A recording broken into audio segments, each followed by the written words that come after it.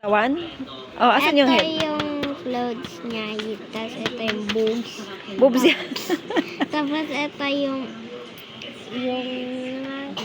Yung abs. Tummy. Tapos ito yung pants. Ba't walang head? Pang picture pag may head. Ay, ganun. Ay, wala ring arms. Walang arms? Ay, Arms na? yes. Wow, ito na yung arms.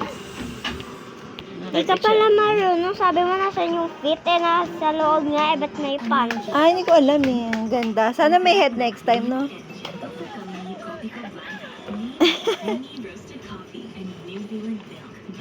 Ganda oh. Maganda kasi boobs. Te, ano ko lang yan. Tinry ko lang i-drawing ito siya. Eh, ba't sinama mo yung pangalan ni Ate Bobby?